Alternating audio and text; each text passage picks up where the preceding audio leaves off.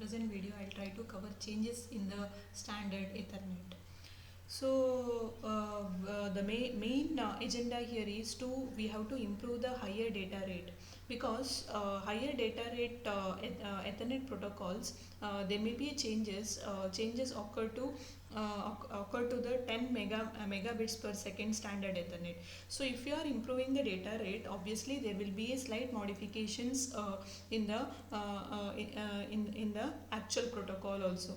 So these changes actually open an advantage or modifications with respect to the Ethernet to become compatible with the other higher data rate LANs. So the actual standard, that is standard Ethernet, the data rate is around 10 megabits per second. So you have to go for higher data rate. There may be a lot many modifications or changes need to be occurred with respect to the Ethernet protocol. So next we'll take bridged Ethernet.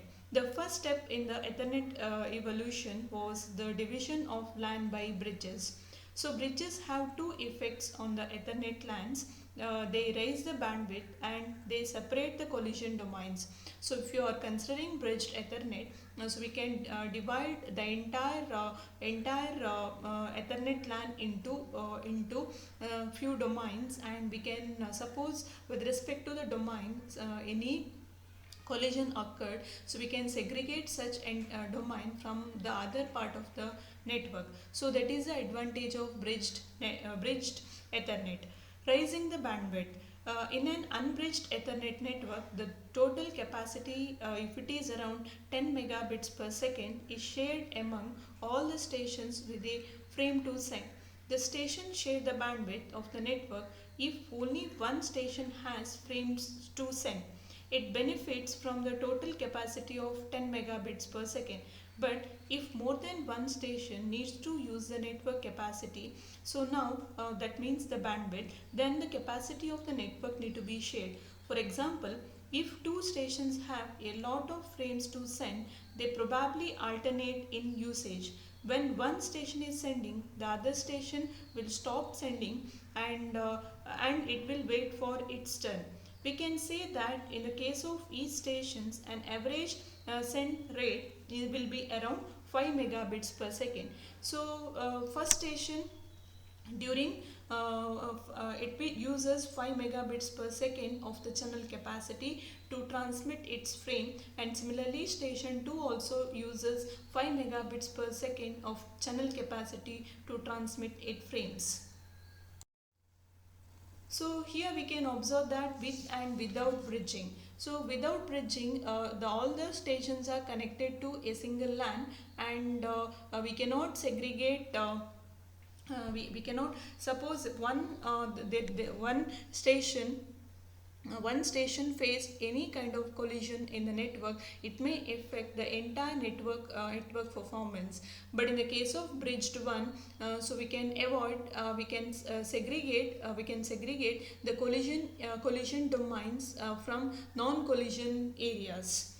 So it is obvious that if further divide the network, we gain more bandwidth for each segments. For example, if we use a 4-port bridge, each station is now offered 10 by 4 megabits per second, which is 3 times more than unbridged network. So we can we can segregate, or we can separate the domains, and we can share the bandwidth. Suppose if you are having 4 stations and data rate is around 10 megabits per second, 10 by 4. But if you are using all the 10 stations in the single connection, so that is 1 by how many number of stations are there, that will be the channel capacity assigned for the respective stations. So this is the advantage of bridging and bridging in the case of Ethernet. So separating collision domains, as I said, so if you are using the first diagram shows without bridging, so all the stations are connected to the single LAN. But in the second diagram there is a central bridge, and we are having total 4 domains. Suppose any collision occurred in the domain 1. Suppose the first domain is called as domain 1, and we can so that collision will not affect the performance of next three domains or other three domains. So that is nothing but if you are using bridge concepts, we can separate the collision domains from non affected domains. So this is a switched network. So in the case of switched network, the idea of a bridged LAN can be extended to a switched LAN. Instead of having two or more networks, why not we have N networks? So N networks, where N is the number of stations on the LAN. In other words, we can have a multiple port bridge, and we can also have N port switch. So in this way, the bandwidth is shared only between the station and the switch. So that is 5 megabits per second. Bandwidth is between the station and switch, 50-50, that is 5 megabits per second. In addition, the collision domain is divided into N domains. A layer 2 switch is an N port bridge with with the additional capacity that allows faster handling of the packets. So here in the case of bridged Ethernet, we can observe that we can segregate the domains with respect to the switch and the station. So whenever there is a individual the communication is point to point, and suppose there is a collision occurred with respect to the station, so that collision will not affect the other domains. So next concept is full duplex Ethernet. One of the limitations of 10^5 and 10^2 is that communication is half duplex.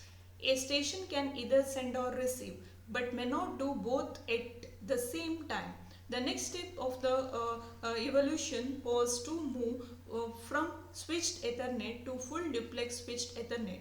The full duplex mode increases the capacity of each domain from 10 to 20 megabits per second. So we can observe that the stations can, both the stations, the communication from the stations to the switch is bidirectional, so it can transmit as well as receive. Similarly, the switch can transmit and receive with respect to all the stations. So this is called as full duplex Ethernet.